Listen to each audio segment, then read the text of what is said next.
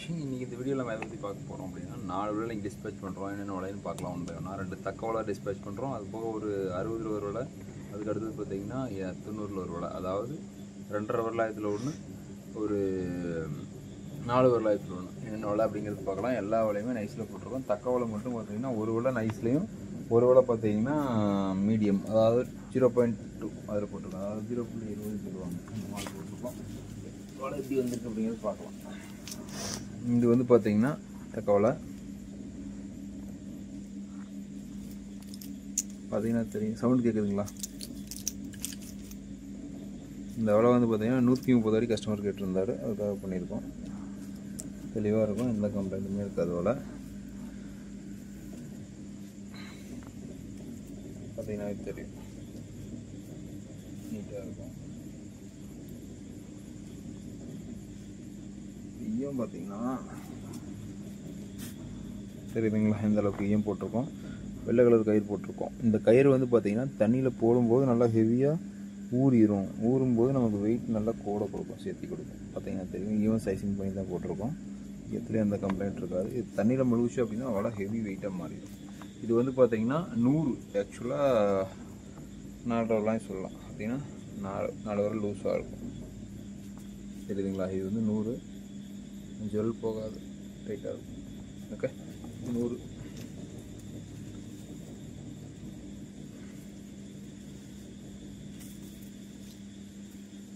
அடுத்து இந்த வலை பார்த்தீங்கன்னா தெரியுதுங்களா? ஜம்முன்னு இருக்குவாங்க. அது 2 வலை பிரச்சனை இருக்காது, நீட்டாக இருக்கும். இதெல்லாம் ஆக்சுவலாக தள்ளு வலை. நிறைய பேர் கன்ஃபியூஸ் ஆகிடுறீங்க. தக்கா குச்சி வந்து எனக்கு ஏரி மாலுக்கு போட்டு கொடுங்க அப்படிங்கிற மாதிரி கேட்குறீங்க.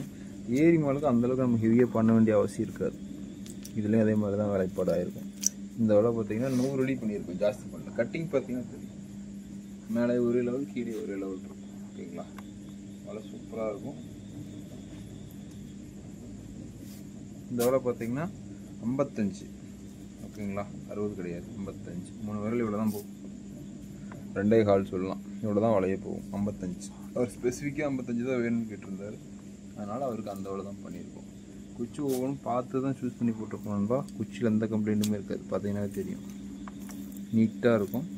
ஒரு குச்சி கூட சொத்தாக இருக்காது அப்படிங்கிற மாதிரிலாம் இருக்காது. தெளிவாக இருக்கும். செலெக்ஷன் பண்ணி தான் நம்ம ஒவ்வொரு வலையும் எடுப்போம். ஓகே,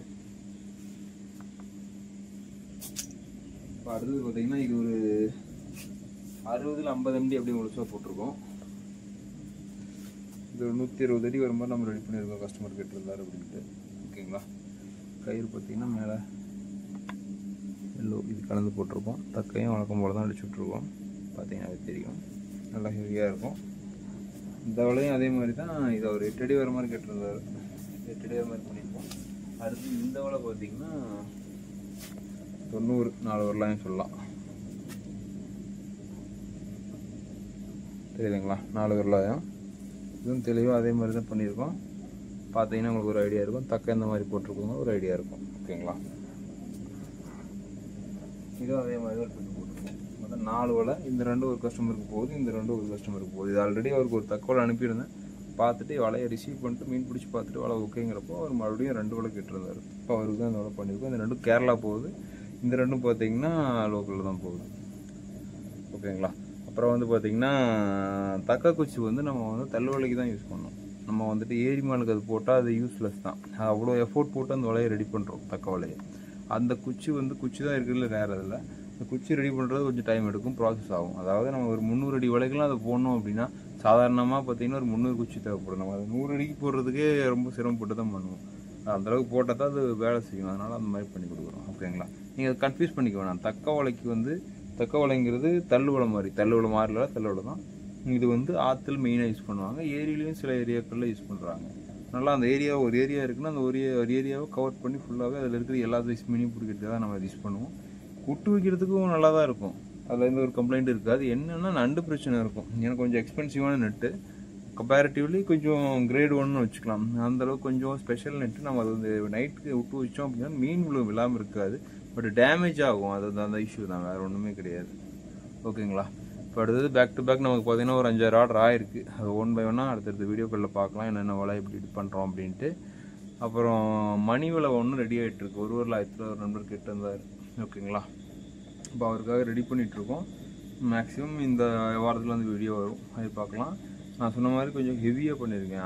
ஃபஸ்ட் டைம் ஒரு வீடியோ பண்ணியிருந்தேன் மணி வலையில், அது கொஞ்சம் லைட்டாக பண்ணியிருந்தேன்.